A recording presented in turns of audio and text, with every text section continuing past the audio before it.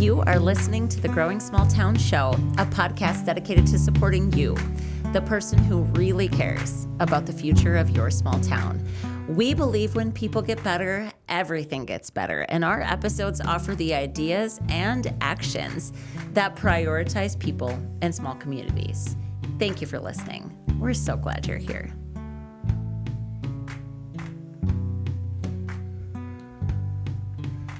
Today's episode is kind of ushering in a new era at Growing Small Towns. And to help us tell our story, we're joined by a very sparkly guest host, my dear friend, Winona DeMeo-Ediger. Winona founded a national talent attraction company, and she's worked in the field. In that work, she worked in economic development. So she just gets it. And we happen to share a really strong perspective and alignment about the fact that we feel humans are often neglected in this kind of broader conversation about how to grow a community. So I couldn't really imagine a more perfect person to join me in this episode to help us discuss the shift that we're making at Growing Small Towns. I'm Rebecca Undum, and I'm the founder of Growing Small Towns, and I've been your podcast host from the start. I have nearly two decades of experience in the field of organizational development. And at its core, what that is, it's the industry that helps companies think about, consider, develop, and prioritize the humans that choose to work for them. So back when I started Growing Small Towns, I just had this deep feeling that a lot of the things that I was talking about in C-suites that are the things that make companies great places to work, that those conversations belong on main streets because they're a lot of the same things that make communities great places to live. We also renovated a historic building on Main Street in my hometown, which is Oaks, North Dakota. Our population's about 1,800, and it has become Growing Small Towns headquarters. Over the past 4 years, I have supported, or my goal was to support, the dreamers and schemers in small towns all across the country. And through this podcast, we've actually reached people globally, which is just never ceases to be cool to me. Today, Winona and I are discussing how all of these different parts of my life have intersected up to today, what I've learned along the way, and what we're dreaming about next. So whether this is your first episode or your 154th, and that actually is how many episodes we've released, we're so thankful that you're here, and we've never wavered in our belief that human development and investing in people is how small towns grow. So please, friends, enjoy this delightful chat about the past, present, and future of growing small towns and what it means for you and your community. Enjoy, friends.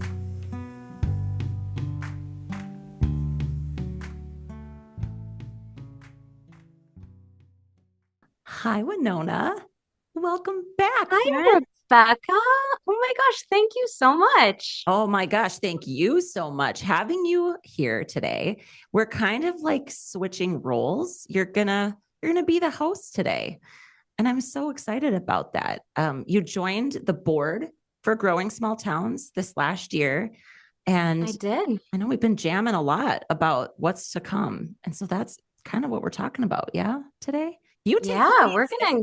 It's your show now. I'm just along My for the ride. goodness, it's my show. Okay. Yeah. Have you always Well, wanted welcome a to the podcast? Growing Small Towns podcast. I am your host for the day only. Mm-hmm. My name's Winona, and we have here today the founder of Growing Small Towns, Rebecca Undum. Rebecca, today is, shall we say, the first podcast of the rest of your life, you could say. Yes. It's the new show in the new format, and kind of we wanted to get into talking about some changes that are being made, some updates, some just really exciting kind of programmatic stuff, but also just what listeners can expect going forward. So tell us about it. How are things changing? How are things different? Yeah. So a couple of big changes, I think. First of all, just anybody that's done this or started one and quit. Yeah, I mean, that's really common because it's kind of grueling, to be honest, to put out a cadence that you feel like you can really stick with. And I don't know, a few years, we've done this now. This is our 4th year. We're going into our 4th year of podcasting. And I kind of landed on a bi-weekly cadence. But then I couldn't even actually fully stick to that, to be honest. Sourcing all the guests and just staying on top of it beyond like regular life was really hard. And so one of the things that we're doing is moving to a season-based format. And so technically, folks, you're listening to season 5, episode 1 All of season right. 5. And we're gonna do a season in a year. So they'll start over in a calendar year, but there'll be 2 parts. And the reason for this, so okay, back up. We're gonna do 2 parts. The show will be published from February to May, and then we'll take the summers off for planning and production. And then the second part of the season will air from September to December, and on a weekly cadence. So you'll get like a burst of shows in the spring. The summer will be off. It gives us not only good planning time, but I think good creative time. Because I love a good theme. That's like a big deal to me. And I've never themed the podcast, so to speak. And now that we're breaking them into these specific parts, I think it allows us to be more adaptable to what's going on in the market. Like if there's something really challenging kind of on the whole, then it might make some sense for us to devote part of a season to actually tackling that thing. So that's the first thing. And then we are breaking up our content buckets a little bit. So there's kind of a general cadence to what they should hear, what our guests or listeners will hear in episodes, like in terms of content too. And tell us a little bit about that. Yeah. So we're going to continue with our general format of having cool people doing things in their small towns, because that's what we like. At the beginning of this episode, you should have heard a small town shout out. Which is a little piece of content where we can stand on this platform that we have and shout from the rooftops how cool you are. And so there's a Google number. You're going to hear that in the middle of this episode that you can call and share with us. Because like one of the things I know about people in small towns is we really don't celebrate enough. And I think the people that are doing great things, sometimes it's like you feel really proud of yourself. And maybe people are happy about your thing for like a minute, and then people move on really fast. And so I just want people to know that we are actually in their corner. And so to shout out our listeners is a really fun thing to get to do. So we encourage people to do that. Then in terms of actual episodes, because the small town shout outs will be at the beginning of every episode. So that's really cool. Then there may be some just general topics that we feel need to be addressed.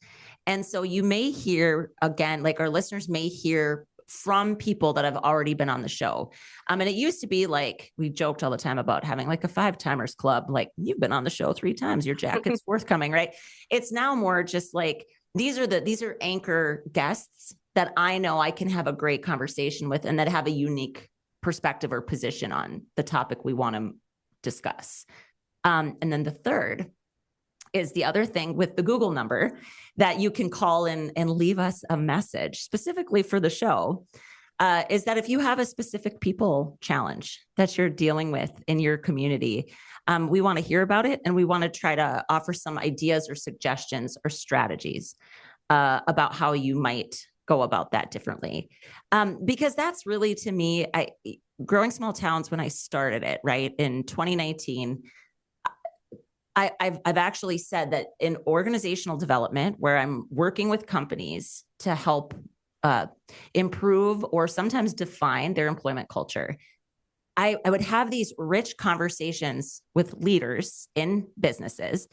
And I would think to myself, like, how do we take these conversations out of just C-suites and bring them onto main streets? Because these are people. These are people. And in a community like mine of 1,800 people, the more that every single one of us is leveling up every day, and when I say leveling up, I'm talking about incrementally getting better, like just a little bit better. You get a little bit better at knowing, let's say, your triggers, or you get a little bit better at regulating a response instead of kind of flying off the handle. To me, that is the quickest way for our communities to get better. And so, and Rebecca, I'll say too, just being in this space and working in economic development and talent attraction and community development nationally, you were one of the first people that I ever encountered who was really talking about personal development as community development, right? And the Mhm. overlap between those two things, the fact that effective and impactful and meaningful community development also has to encourage people to be their full selves, right? And be able to Totally. express themselves. And the way you were talking about that was so striking to me because I just wasn't hearing it anywhere else. And so I think it's really fun to hear you talk about weaving some of these things into not only the work that you're going to be doing with GST moving forward, but also the podcast format, making sure that these are touchstones, that are being featured. Well, okay. I love that. Thank you for that. Yes. I think it's interesting. I don't, I really don't believe that I say anything or provide anything that's actually revolutionary. It's actually very elementary. And Mm-hmm. it's foundational to like life. And I think it just gets kind of set aside, cast aside, and forgotten about, Yes. as especially in the industry of economic development, where the entire metrics of success for economic development are almost anti-people related. Like they They are are. they have nothing, if you go, okay, like we're killing it according to all the standards, even tax-based growth, which is absolutely paramount, if especially for small towns, Winona. Like if they do Mm-hmm. not grow their tax base and do that in a meaningful way where like revenues actually are grow, right? Community revenues grow, so that because the expenses side aren't going to shrink. So again, that's the only ways you make money in a community. But that doesn't mean that anybody is actually happier living in your community. Right. It, Right. it, it doesn't equate to well-being, like holistic well-being. And so it's not that I'm saying those things don't matter, right? I'm actually just saying don't forget about the humans. So the last 4 years, and I just gave up the economic development contract for my own community at the end of this last year of 24, and I did it for 4 years. And Mm-hmm.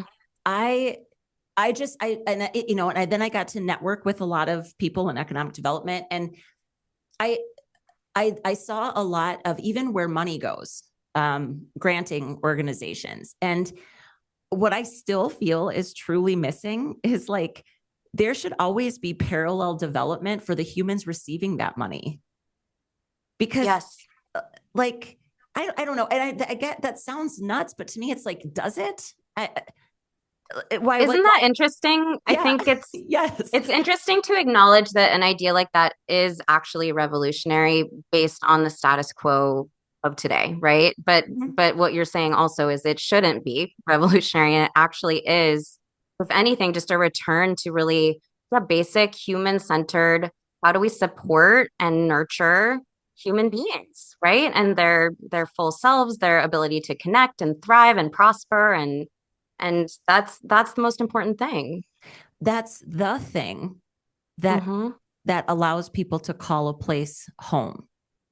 Yeah. That exact set of feelings that you just described, right? A sense of belonging, a sense of purpose, a sense of fulfillment, and a sense of community, right? Yes. It's literally social, emotional, intellectual, physical. It's holistic well-being. When people feel Mm-hmm. that way, they feel also then that connection to the environment that supports that for them. And so it's wild, right? Like we're talking about residents, our population declining in rural communities, or it's like we're lucky if it's stagnating, right? Because urban centers tend to draw, and I mean these are you can look this up as far as the census is what's happening. And like my county, I think for the last 10 years hasn't actually lost much population, but it's declined, Mm-hmm. right? And so we're Yeah. all talking about like attracting residents.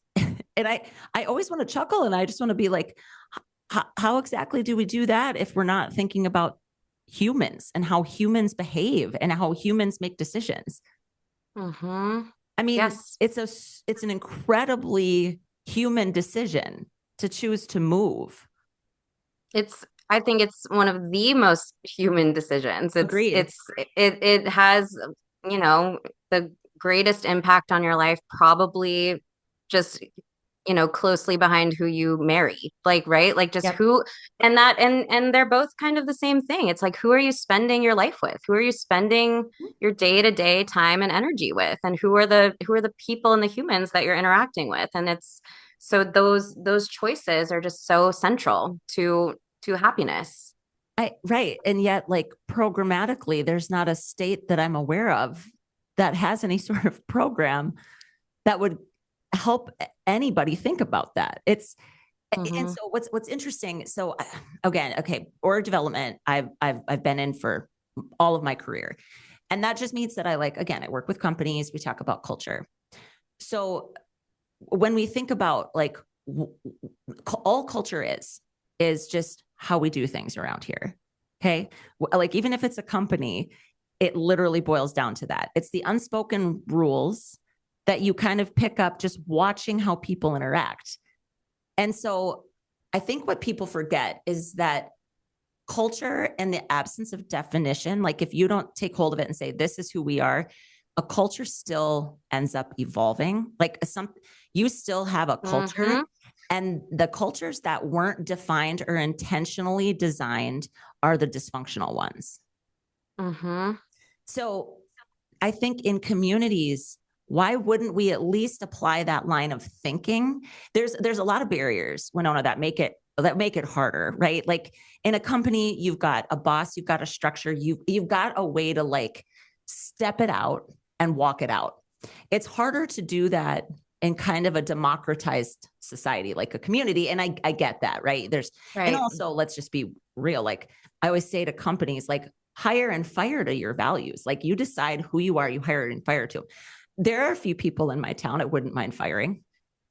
And it's like, hey, You you. heard it here first, folks. I know. Yeah. I mean, I'm honestly like for real not talking about specific people in my brain, but when you have those moments where you're just like, you get out of here, Yes. it would be If so only. cool if Yes. only. And Yes. so like that level of control doesn't exist in community. And so Hmm. these things like building culture in a business and building culture in a community are not a one-for-one exchange. I still truly believe that there's value in thinking about the parallels and looking for ways like what could we do, what Hmm. could we do to positively shape the culture of this community? What's missing? What do we need to provide? What do people Yes. need and how do we get that for them? And we do communities, economic development, community development, we do a great job of thinking of like services, Right. key services. Those are Hmm. just those are not what's going to set you apart in any way. Like they're not. Hmm.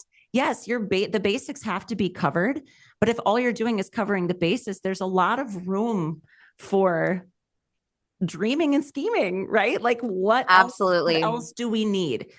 And I think the best thing about this is that according to Gallup, by 2030, 30% of our workforce is going to be Gen Z.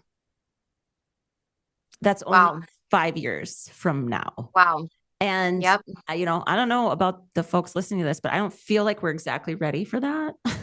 And Hmm. so it's a really cool time to me that we anchor down into this and start talking about it. Like, what is our strategy for becoming a more friendly community for that generation? What do they need? Yes. What do they look for? And how do we find ways to give them more of that without like sacrificing everything you've been? Because who we were matters. I mean, really, Hmm. I know that. And we're not going to outpace our population decline. We're not going to become a place that young people choose without some intentional effort. I love this. I think there's so much to all of this that honestly we could do 30 more episodes based on just the last few sentences you said. There's so much substance there.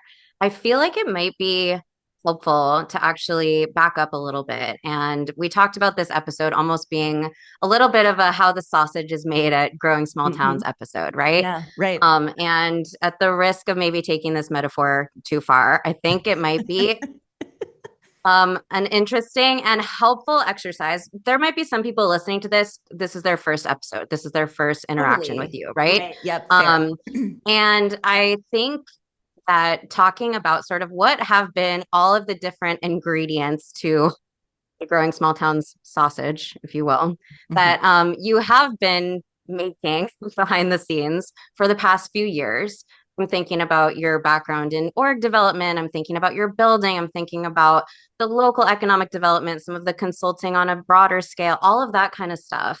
Just giving people a picture of what have all those ingredients been and how are we sort of reorganizing them going forward. But let's talk about where you have been, right? And where Yeah. Growing Small Towns has been. Yeah. I love that. Okay. So, um, uh, and the reason I felt this was important, by the way, is just because, one of the things I think if we can support more people in the community to adopt a generally entrepreneurial mindset, which is a way of thinking about the world. It doesn't necessarily mean that they have to start a business, but it's Mm-hmm. actually a way of thinking about the world, right? That's actually one of my core premises is like if we I could love it. we could help more people kind of open up their thinking and think more creatively, flexibly, and they would feel kind of the room, whether psychologically or just in practice, like in reality, to be more iterative, like actually iterate. Just know that like Yes. because at all these times I've worked with people that are starting businesses, one of the things I see that slows them up or just stops them completely is that they somehow think that somebody has all the answers that they're supposed, and then they feel like, well, if I don't have all the answers, I'm not ready to start. And it's just like, oh, love, you're never actually going to have all the answers, and it literally by its very nature, you learn as you go, Mm-hmm. right? And That's so, one of the most empowering truths, I think, to oh really, man, really take in. And it's one of the hardest ones to learn and believe and integrate. But once you do, and you kind of move through the world in a way of there's no one out there holding all of the answers on high, and I don't have them and someone else does. And it kind of also creates a we're all in this together mentality because we all are just figuring it out, right? yep. And I think the other thing with that is, and I've said this over the years, that like there are absolutely processes that you can learn to do things better. I mean, there's no doubt about that, and I encourage that, right? But when it comes to actually running your business, everything that's involved in it, from what you offer to where you show up in marketing to how you communicate to who you're actually trying to reach, Mm-hmm. I mean, if we look at it this way, Winona, like there actually are not two exact businesses that are exactly the same on the Right. entire planet. And the reason for that is because humans are involved. Mm-hmm. Right. And Those so pesky, those, complicated little I know these humans. Yep. messy humans that just refuse to be robots. Dang them. Yeah. So I think that's a truth that I get. I mean, clearly I get very excited about this topic, but it's like that actually uniquely positions you in a way that nobody, like you have a set of advantages that actually nobody else has. Your exact design, right? So you can have a perfect process and like do it imperfectly because of the way you do it. It's different than Right. what the person who created it wanted. It's so fascinating to me. So when I started growing small towns, I definitely had um kind of, again, these core beliefs have always driven the work, actually. Right. um but I'll be honest, so we have a building, right? The building, and kind of having a home base for this work, having a place that I owned and controlled and could like fill with the vibe that I wanted to bring to this community. It was really Mm-hmm. important to me. And then of course there's all like the history and the love, and that it was my grandparents, like all of that, right? that's Yes. that comes along too for this conversation. But um i I mean, what the questions I get the most from people that reach out, if they've listened to an episode, or we've talked about like the renovation itself, was just like, financially, how did you do it? Mm-hmm. And so I'm going to share a couple things about that just because I think it is really important. So our building is not owned by the nonprofit.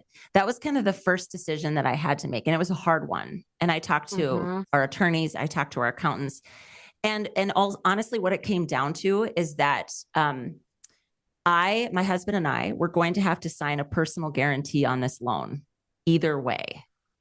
Like Mm-hmm. whether the nonprofit owned it or a separate LLC owned it, we were going to have to personally guarantee the note. And it's not a small Mm-hmm. note. I'll just say that. Like the renovation, Mm-hmm. we personally financed this renovation. That's Yeah. how it got done.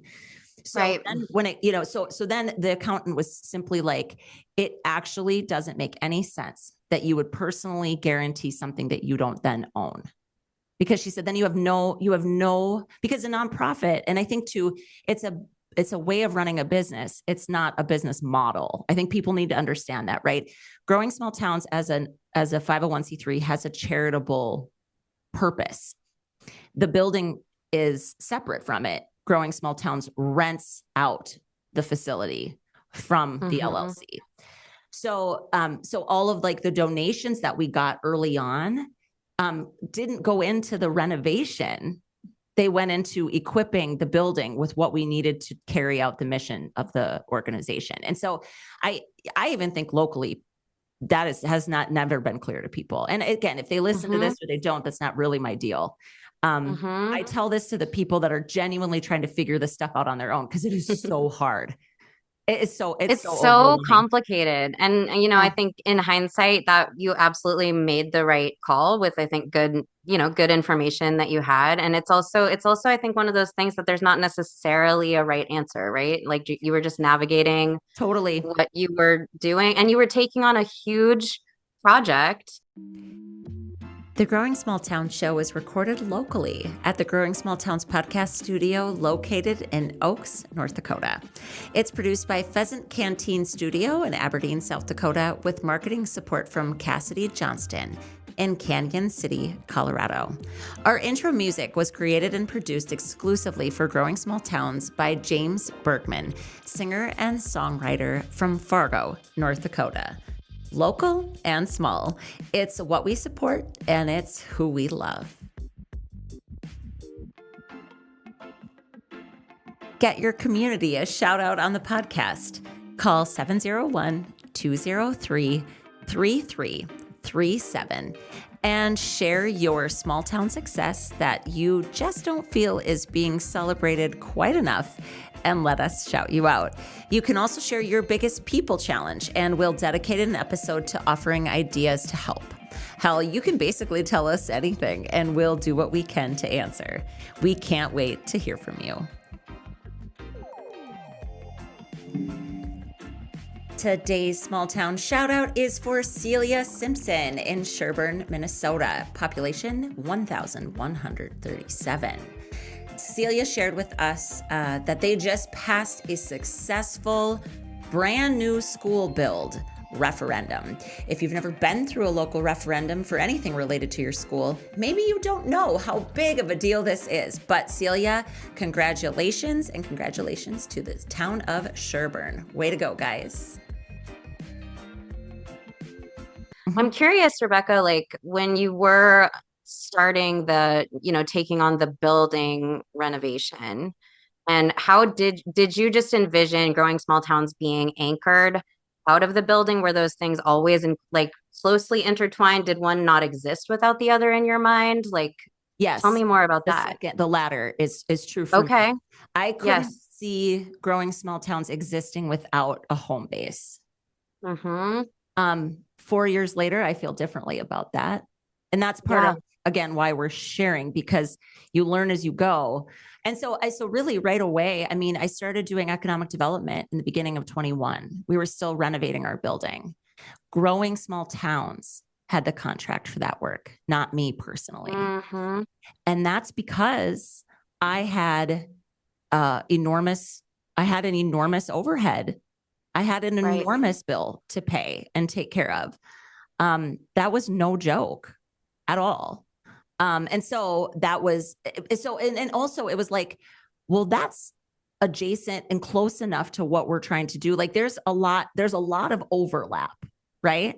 So originally, we took on the contract for economic development here locally at the beginning of 21. Like the building was still under renovation. And actually, again, I don't know that a lot of local people even understand this, which isn't really all that important, but growing small towns had the contract for economic development. And that's because growing small towns had real bills to pay. Like Right. they had rent to the LLC to pay. And growing small towns, like per the lease agreement, has all of the overhead. And Mm-hmm. so realistically, and I'm sharing this because it's like you will figure out what you have to do to pay the bills. And Yes. it wasn't like an enormous departure from the work in any way. But I've said this publicly too, which I feel like banker people are like, don't give that woman a microphone anymore. Like she is not allowed to talk. But I've said to get the loan, I had to create a business plan. But your business plan, and everybody actually knows this in practicality, but for some reason we act as if you can perfectly plan your business model. I put all sorts of things in there of things that I wanted to offer and what I thought we maybe could generate for revenue.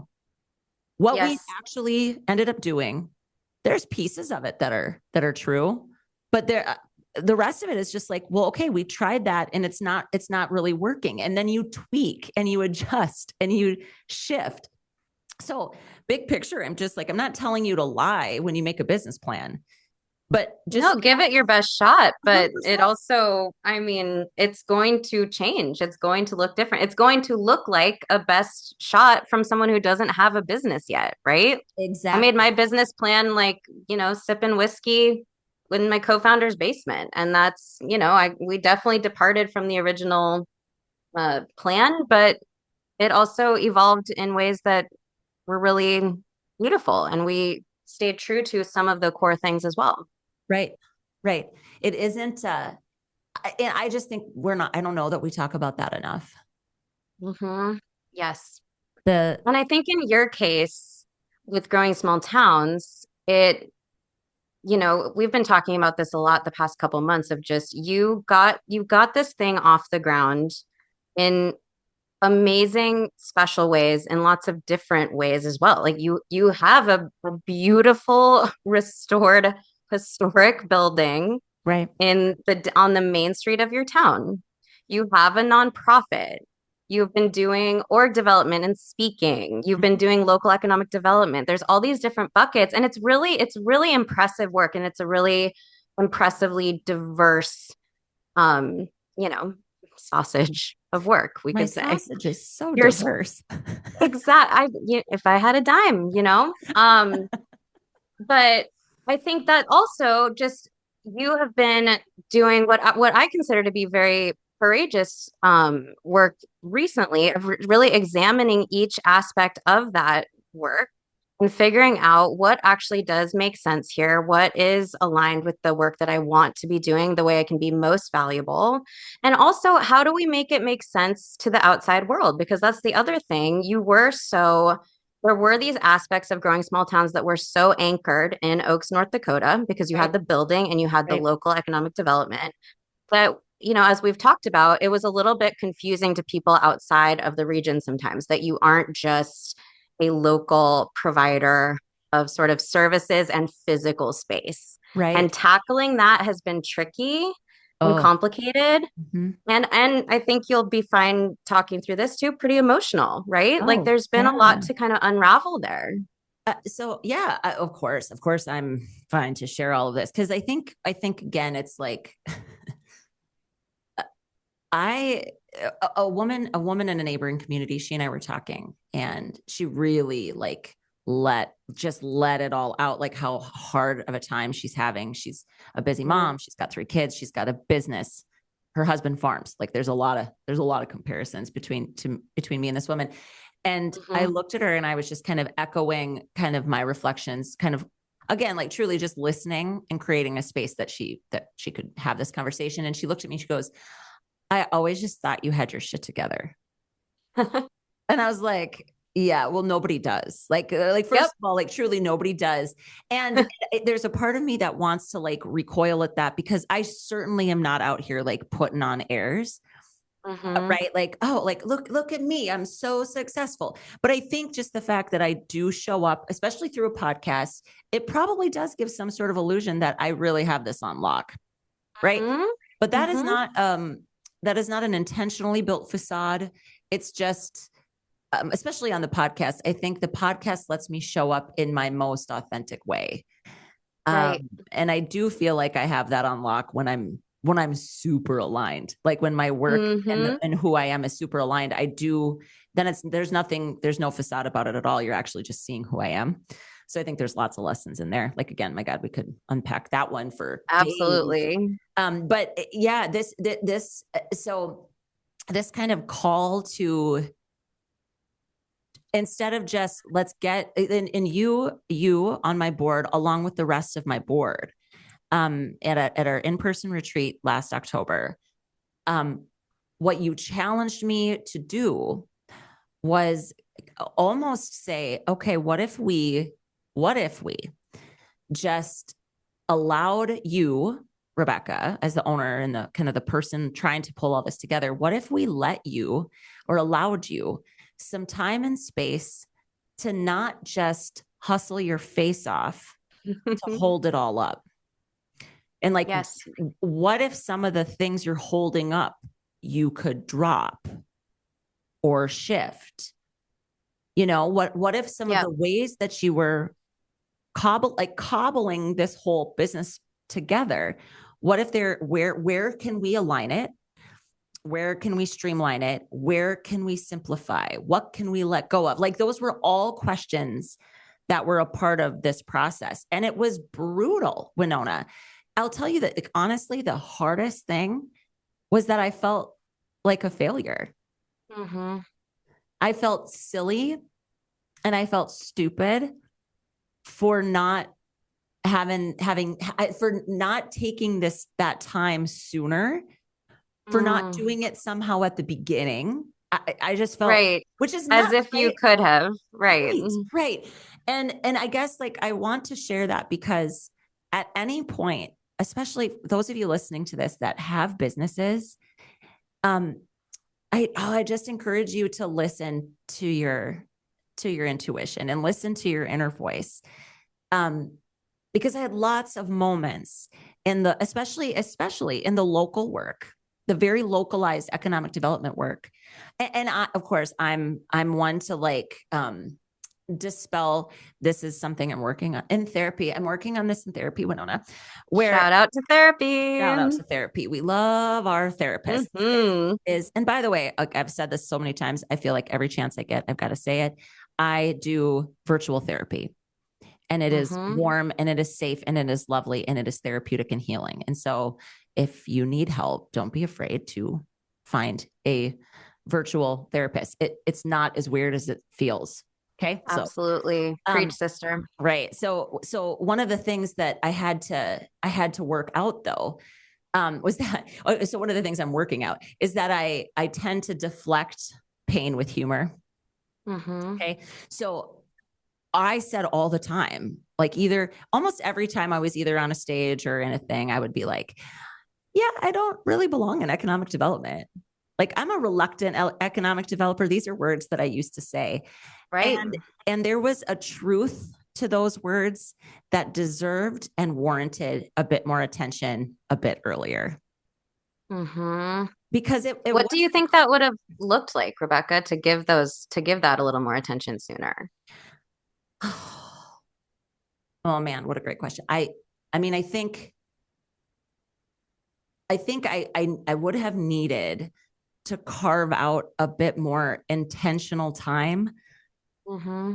okay, a way to practically do this would even be to take a moment at the end of every week and reflect back on what were the times this week that you felt the most you, Mm. right? And I then love that prompt. right, it's so centering and grounding, right? And then on Yeah. the flip side, it's like what are the things that you were involved with this week that completely depleted your energy and made you feel like an outsider or made you feel like you didn't belong?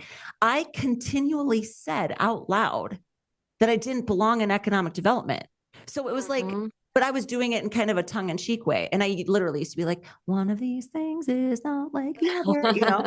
And I mean, yeah, Oh yeah. that's so cute and funny, but there's pain under that. And there was a Mm-hmm. reality under that I'm not going to say I wish I had or I should have. I'm not going to do that to myself because this all came about exactly as it was supposed to for me.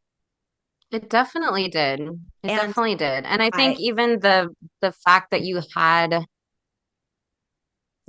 had a group of people at that board retreat who are all not only kind of shining a light on some of these truths for you, but at the same time offering to carry some of the weight or catch the things that we were inviting you to consider dropping, right? yep, And I think even that is worth acknowledging that to do that on your own might truly just not have been available to you. That didn't feel safe. It wasn't safe. It was big. It was scary. You were going it alone and holding so much alone. And that's just real. And I think a lot of people listening feel probably feel that feel way the in some same. area of their life. And Mhm. Well, and I that's think that's important. it's a huge deal. It's a huge deal because I also don't think it doesn't serve us that well to look back on something that we actually maybe wish we had done sooner or had done differently Hmm. with the lens of shame. Right.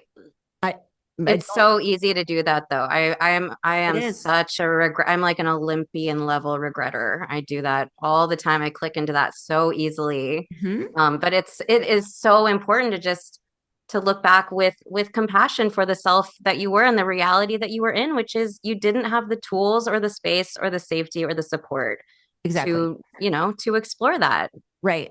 Right. And just because maybe with some shift that you've made now, just because you have a relief, it's kind of like you can look back and be like, I wish I could have given myself that sooner. Yes, That's an okay way to look at it because you're showing love, sure. compassion, and grace for your previous self, right? But I can't let your comment about support go kind of just kind of glossed over. That's one of the things I spend a lot of time when I go on the road and I'm talking to small towns. I kind of have, one of the key audiences I love to talk to are like the dreamers and schemers in a small town. Like the Oh yeah. people that literally wake up and are like, oh my God, it'd be so cool if we, and those people just exist. And they're not necessarily like city council people or chambers of commerce. They're not necessarily those people. Now, Hmm. it's the raddest thing in the world for a town when those people are When also they dreamers are. and schemers. That's so great. Correct. But I think it's a mistake to be like the only place that things happen in a small town is economic development. Wrong. Nope. That's just So wrong. patently Yes. not true. So, like talking to those people and helping them curate the support that they need.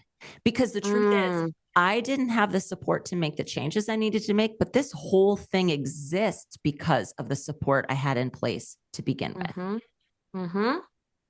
And the support you need to start something, it might shift to different kind of support that you need to sustain something. Like it's also just recognizing that one of our primary jobs is to know. I mean, again, this is my opinion. I think the reason I was put on the planet is to figure out who I really am and figure out how to use what I've Mm-hmm. been given, right? That's like role number one. And then the second thing is to figure out how do I find or get the people around me that see that, honor that, support it, and just that network of support because nobody Mm-hmm. can do any of this alone. It's Nope. absolutely impossible. Nope. Yeah. And I think you this past year, I think has been a real reckoning for you that I've been honored to be a part of, which is really looking at how did I made this all work, but is the way that it's currently working for me, Right. right? Right. And that I think is a question that it naturally happens when you're an entrepreneur that you reach a juncture like that. I would say it probably naturally happens every few years that you really Agreed. have to, or Yep. just start, maybe you don't have to, but you're invited to look at things, right? I remember when we did, it was kind of our first round of hiring at my company, and all of a sudden these new brilliant people that I respected so much and was so excited they were joining the team were asking me things like, why do we do it this way? And I Right. had to both, explain the why, but also pause and sit in, is this the best way to do it? Or is this just kind of, we were trying to get a company off the ground and this is how we did it. And maybe it's not the best way. And speaking of how do we honor what was real in the past and how things have been done, and then exploring how do we want to do things in the future? I think that is a very relevant question for small towns to be asking themselves. And it's the question you, as the leader of growing small towns, have been asking yourself these past few months. And I really admire the honest and courageous way you've been doing that. Thanks. It's hard. It's hard It's because hard. economic development, it's public sector work. Yes. And one of the things that I shared with, like, when I kind of made the announcement to the public, like, hey, this is what's happened. Like, the Economic Development Board knew in June. I mean, I gave them a 6-month notice. I just hadn't really shared, like, you guys knew it, the board knew it, we were behind the scenes, people knew it. But one of the things I shared was just that as the economic development person, I often felt, now some of this I'm going to say it's probably just me and how I'm wired, right? But I felt this compulsion and, like, almost burden, which is a strong word, but it's kind of bordering on like a burden. I felt like of this mantle of responsibility to get involved with and somehow care about everything going on in the town, because Right. a lot of that was reflected to me. Like, if I would do something in good faith, like celebrate something going on with the business, I would get messages from people asking me why I've never called them out or shouted them out. Like, I would get that. And it was just so exhausting and hard for me. And I don't think everybody in economic development has that experience. I don't. I mean, I think it really depends on who you are. But what I know is that at the end of the day, I would, like, not have the energy for the things I really was passionate about. And that's a disservice to my town Yes. and to Right. myself, right? Like, because I mean, one thing I've joked about over the years is, like, I'm the kind of person, like, you want me in your corner because Oh, yeah. I'm really a There is hell of a no cheerleader. cheerleader Right. as amazing as Rebecca Undum. I Yeah. really do. And I love to stand in people's corners. Right. Mm-hmm. I didn't like how public sector work kind of forced me to distill that. Like, it was like, there are no corners here. It was kind of how I felt. Right. Like, Yes. you can't Yes. wholeheartedly with your whole self get behind things because then other people feel alienated. And I was like, no, but this is, so it was that Yeah. was a big thing for me. And then too, for heaven's sake, like, I quit working for other people in 2016. And I always joke, like, I just don't really like to be told what to do.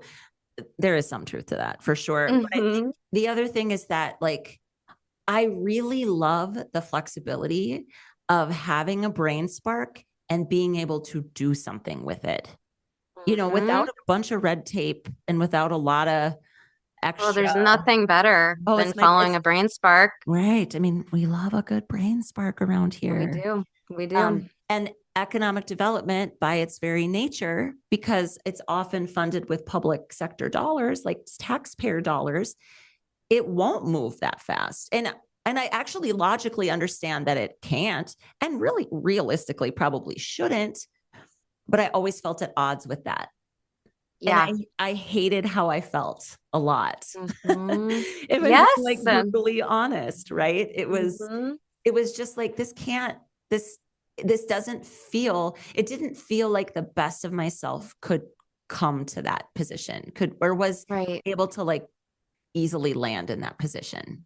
And And I mean, acknowledging the truth of that, what can you also say about what doing that work locally, the perspective that it gave you or how it helped you grow or understand the experience of people that you'll be working with going forward? I thank you for beautifully segueing into, what does this mean Oh, for of us course. now? You're so good at this. Oh my goodness, thank I'll have to you. bring you back and have you do this again. Hint, I hint. can't wait to That's get my part of jacket. Oh my gosh, I'm already working on the embroidery, so it's on its way. What it did was, I think if nothing else, I definitely have a deeper well of compassion and empathy for people that are doing this work in very small places. Yeah. Because again, I don't, from that empathy, I want to be a place for those people where you can commiserate with me, but then please let's figure out something to do about it. And I don't ever want to feed into the narrative that big cities get everything and we get nothing. Mm-hmm. There's a lot of sentiment around that I think gets perpetuated, and it just doesn't feel good to me to like. It's very defeatist. And of course there is some truth to it. And of course that frustration is real It and is real, valid. right? Yep, absolutely. However, it's, where does that get us to kind of live in that space for too long? I don't think it gets us very far. I don't think so either. And like the idea of having to convince anybody else that we're worthy of something. It's Mm-hmm. just like, what if instead we just anchored down into the belief that we are worthy and that we've maybe got what we need and we just haven't tapped into the potential that's already here. Right, And the right. potential lives in the people that are there. Mm-hmm. And I don't know. I mean, again, I've absolutely been accused of being Pollyanna about this. And the truth is I might be. And I'd rather move through the world with that much hope and belief in humanity Mm-hmm. than skepticism, doubt, Absolutely. and fear. It's just not, it just doesn't work for me. And I honestly, I don't, unless you're actually being chased by something that could kill you, fear, I don't think is a good motivator for most of our decisions. Right. Yeah, we hold reverence and space for people being chased by bears right now. For Like sure. we absolutely validate your fear. You Yeah. can be afraid and you should be. But Mm-hmm. if there's not a bear behind you, let's not live in that space. Let's try to move out of that. And I think you anchoring into the work locally and really living out some of those very real frustrations day to day with Yep. what it does look like to do the work locally has allowed you both just a deep well of empathy and understanding for people doing the work in that capacity, and also just a path forward and sort of upward, right, out of that. and Right. and I, that's a big thing that's informing the future of GST. And so I'm very glad that you did that work, and I'm very glad that you are closing that chapter as well. I think the timing of it is uh, just spot on. it's exciting, I It is think it's exciting. now kind of knowing that instead of, if growing small towns ends up at IEDC, for example, the Economic Development Conference, like national conference in the United States, um, to know that we'll be showing up there not as a peer, like we're not there to get better at economic development. We're there to help you do a facet of economic development better. And the Yes. people development piece of it is a facet that truly I think we aren't seeing a lot of people focus on. I mean, one of the things we talked about is if you're doing business retention and expansion visits as an economic development person, right now, again, some of our smallest towns are like, we don't do those because we don't have time. And I fully understand that, right? But my question is just like, are you asking your employers if one of the barriers to their growth is their own leadership or their own Hmm. culture? Because that's what we're trying to figure out, right? Like, how do we help you stay here and how do we help you expand? What's getting in the way of letting you expand? Right now, a common answer is workforce. In fact, it's often the number one answer, and Correct. the data reflects that. And yet it's often put on the back burner or not addressed in a human-centered way. Right. And so one of the things I'm encouraging, I mean, and again, it's a lens that I've lived for a couple of decades now. So this is not just like, oh, I discovered this yesterday, right? Like this is the work I've been doing all along.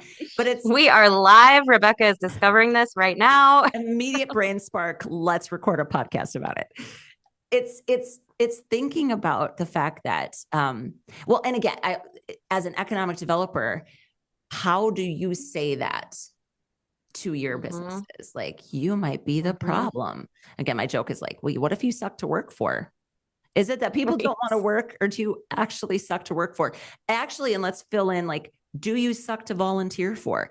These are people problems that communities have. We can't get anybody to volunteer. I hear that all the time. And again, I can't look at them and be like, I bet you suck to volunteer for. But the question is like, what if we do? Right. And have we considered that we're the problem? Because the other thing here, Winona, is like, there's agency in that. Yes, And absolutely. I always want people to take a look at what they can do. And you know what we can't do? We can't make people do stuff. Nope. Whatever it is, if it's working for you or volunteering for you. And so we've got to think differently about what motivates people, what gets people to say yes to stuff, and be willing to change the way we're doing things. Yes, absolutely. And I think you're hitting on another facet of growing small towns evolution right now that I think would be fun to touch on and give a little preview of as well, which is some new work and some new offerings that are really focused on kind of org development through a small town lens and supporting the business communities of small towns in their professional development and growth in a very Rebecca way. So tell us more about that. Yeah. So kind of going back to that question of like, are we asking questions about culture of our employers? I'm gonna guess that most aren't. And sometimes honestly, it might be because why ask a question that you don't actually want the answer to? Because if you don't, if they say like, oh God, yeah, we haven't done any sort of leadership development on our team ever, then you have that answer and you're like, well, now what?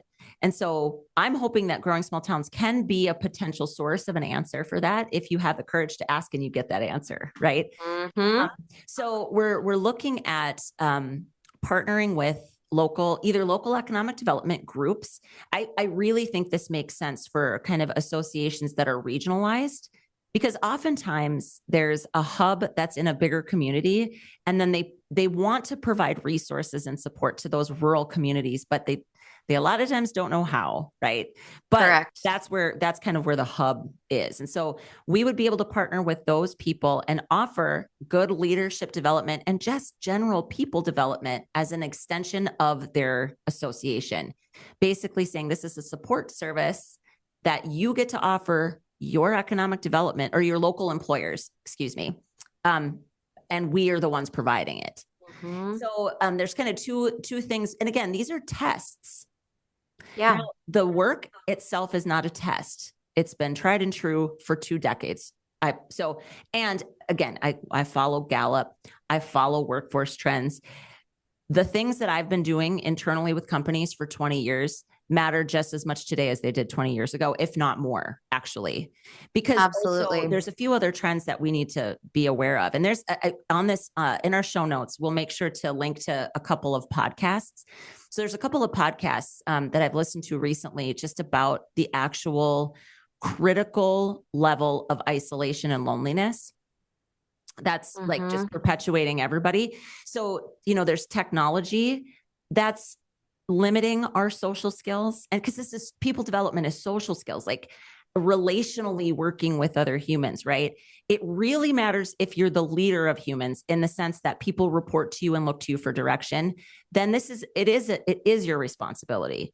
I also think there's just good relational human skills that all of us can get better at, right? So for sure, we're testing out these ways of offering this, but the material is solid and has been. It's steeped in research and it's great.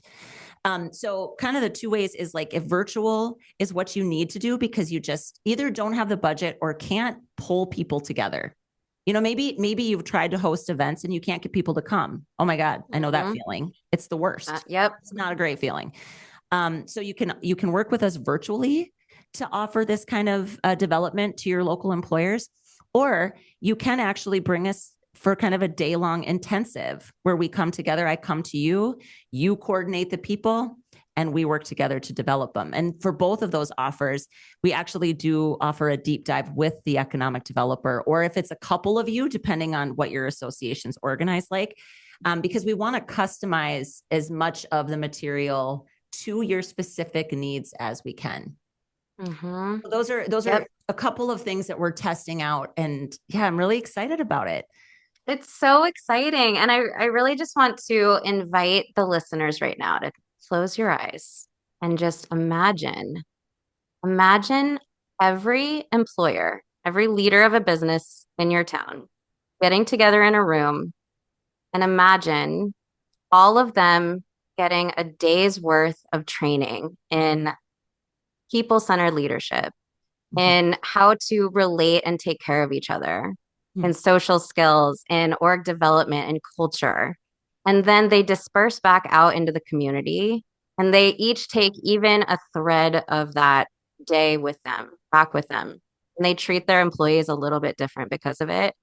We can, I mean, Rebecca, one of your Rebecca isms is same rock, bigger ripple, right? So Amen. imagine the ripple of just a business community kind of lifting up to another level of treating people better, of embodying their own agency and leadership and power in a way that is healthy and evolved. And I mean, I hope everyone is feeling very tingly while they're imagining that in their town, because I think it's a really big deal. It is. You know, earlier we were talking about how hard it is kind of to conceptualize the transference of like good org development principles with culture to a community. That's Yeah. how we do it. I Yes. think one of the easiest ways to shift the culture of a town is to help the employers shift their internal culture in a positive way. Because, Mm-hmm. like you said, so those leaders, so let's just take the leaders. The leaders go out and they treat their employees a little bit differently. The most beautiful thing about the investment in humans is that they take their improved skill sets with them everywhere. I So love it. it doesn't, yeah, I get like, I literally got a lump in my throat when I said that because I know I'm it, tearing up. We're crying about leadership development over here. well, Yep. and again, like leadership development doesn't sound sexy or interesting at all. And the No, it other thing doesn't. too is it's one of the first things to get cut and cast aside. And I am so freaking tired of that, Winona, because again, Mhm.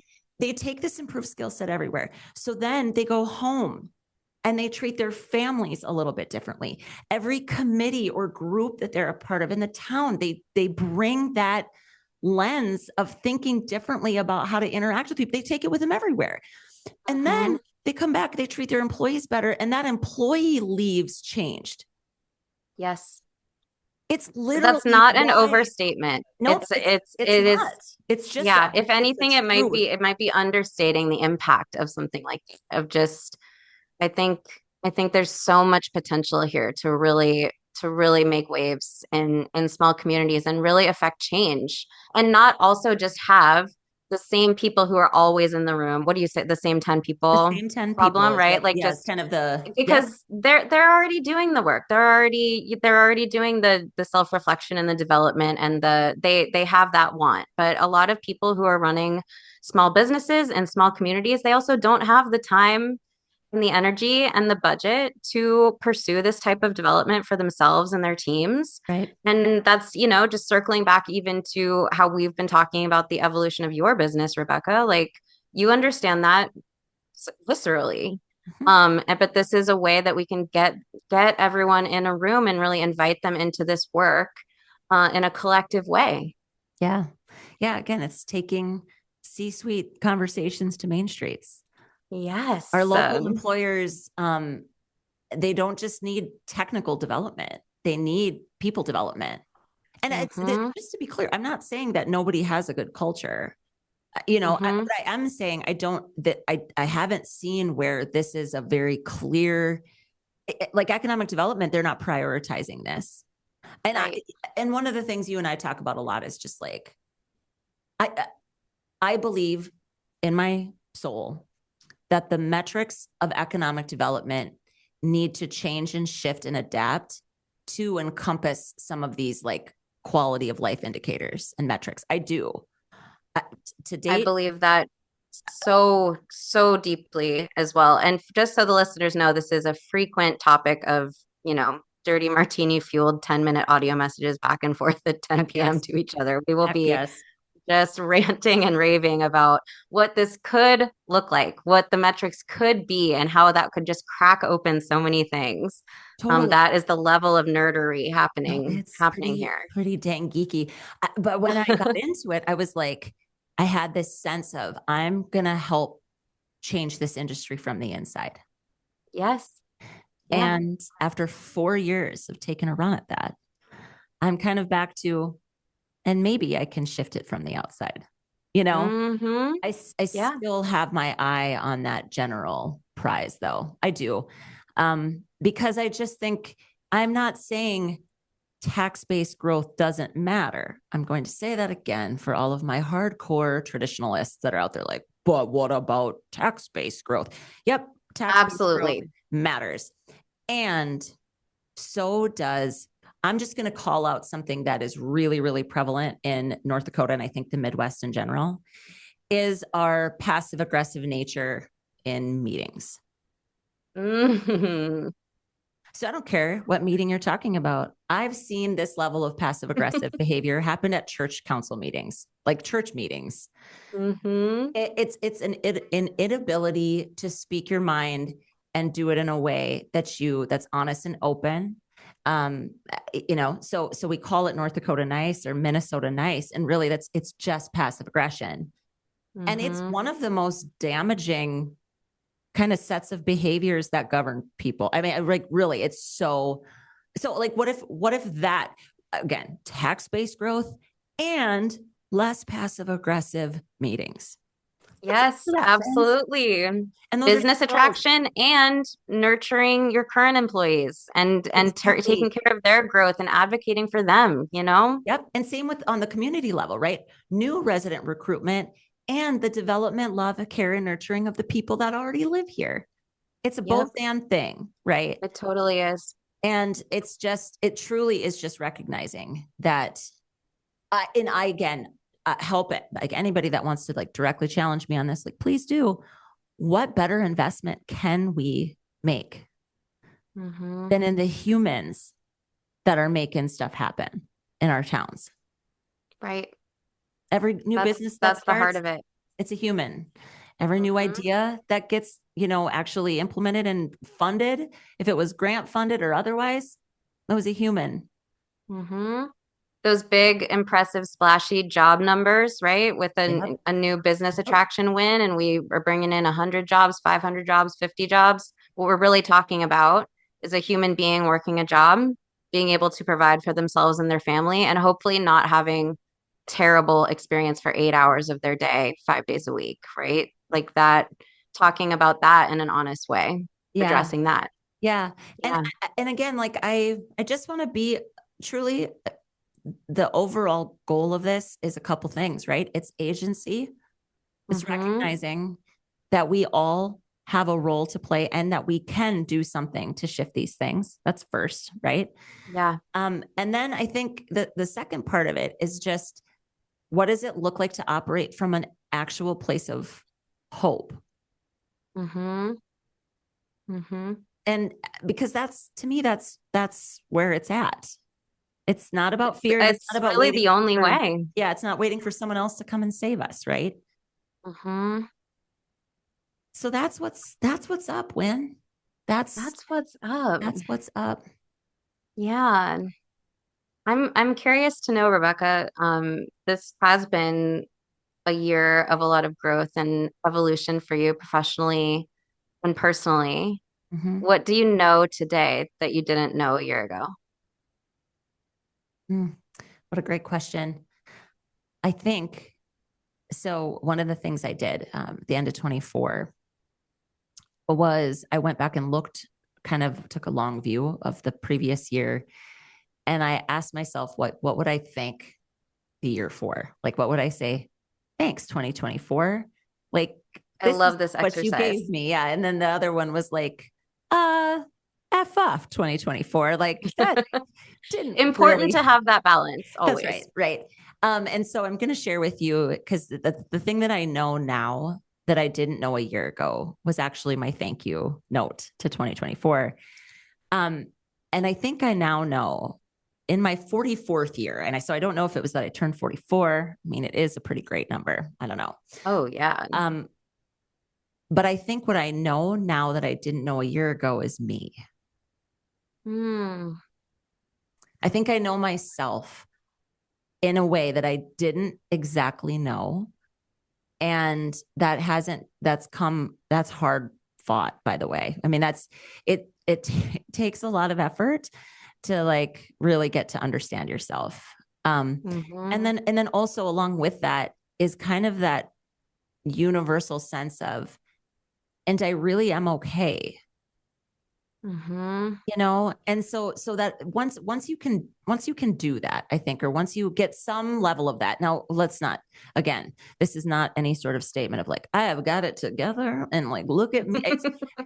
But when I'm really struggling, I actually can ground back into the truth of, okay, why, and then as you start, you can ask yourself good questions like, why is this feeling not great? What's going Right. on within me, right? And I just think once you develop a stronger sense of self-awareness, and you become actually kind of at peace or centered, grounded, and like somewhat aligned internally, then the work is to make adjustments accordingly externally, right? Like that's how we start to make more intentional choices for ourselves in terms of the work we do and the people we hang out with and the things we pursue. And maybe big picture, like we're talking, the place you decide to live. I Right. mean, all of those things. And so that's what I really feel like. And I'm excited because I think when I say like I don't belong in economic development, I think that the hard truth is, and this is hard sometimes for me, because I still would really prefer everybody just really like me. I mean, if we're being Oh, honest, right? Like that's the dream. Yeah. it just everybody loves me. I think what you have to just genuinely understand is that if you're living if you're living at your external world in a way that's really aligned with your internal one, you actually very by default will not be right for at least some people. But the ones that you are right for, it is like actual magic. Like Absolutely. you're one of those people for me. You know that. I say that to you probably at least once a day in another message, like, hey, just in case I haven't said it today, right? But that's when you start to experience like truly life-changing connections, friendships, Yes. even business professional network, your network can grow like that too. And there's something again, that's why all of this matters. If we can just help more people get a little more in tune with who they really are and start to actually make choices that support that. Oh my gosh, can you even imagine what the world would Uh, be like? it's so inspiring to think about. It's because it really does. It just becomes a matter of alignment and aligning your world and your actions and your decisions with these deep foundational truths. And it's hard, scary, confronting work. And It really that's is. true whether you're doing it just solely in sort of the personal area of your life or professionally or in your business, in your community, all of it. And I think that both you and I just hold a lot of genuine admiration for people willing to do that. And honestly, also a deep gratitude because it makes the world better when we're Does. willing to do that work. It really does. It really does. And as hard as this part is, my therapist literally said to me the first time we met, she said, she asked me why I was doing something or why it was actually why I wasn't doing something.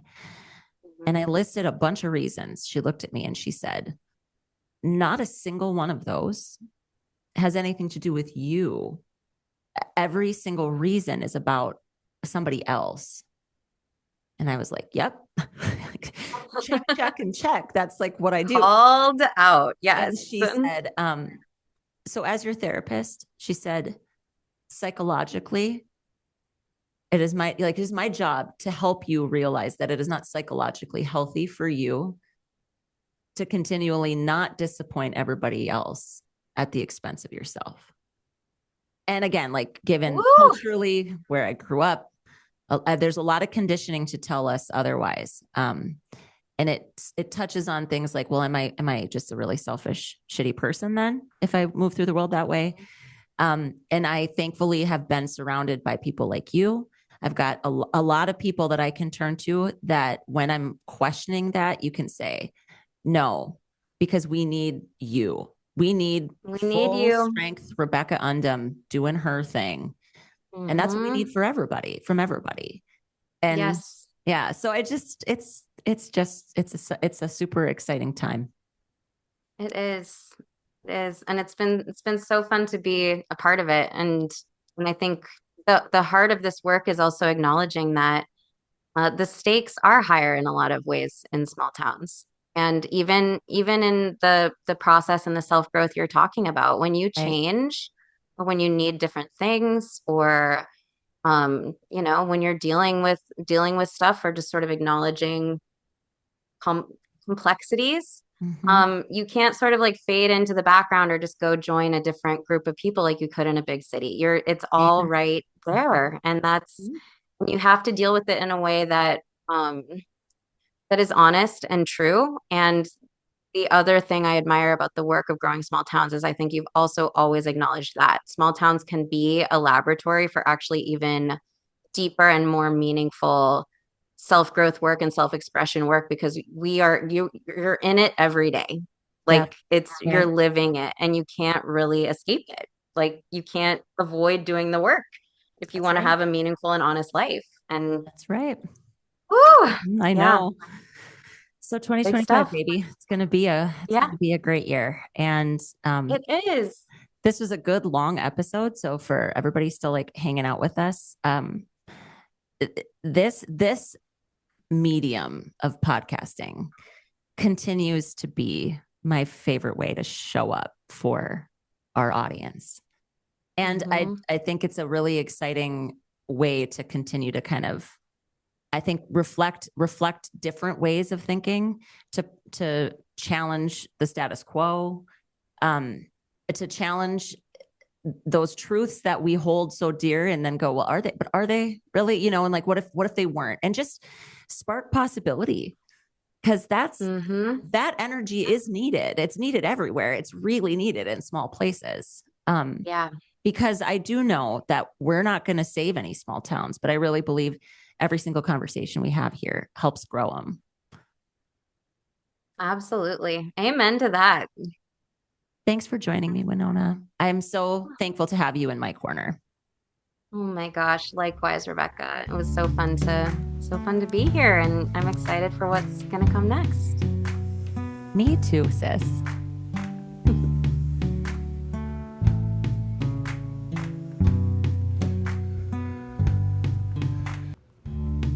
We hope you loved this episode of the Growing Small Town Show.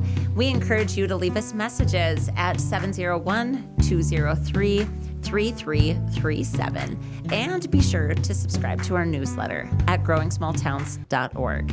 In the meantime, keep doing what you can with what you have right where you are. Your community needs you.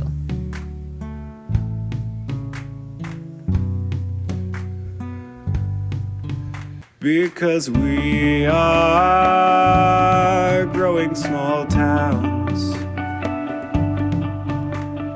We are growing small towns.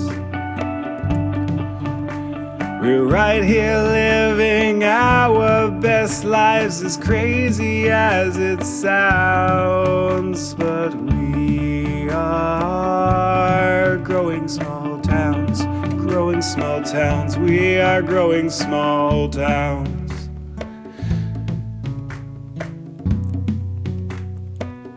We are growing small towns.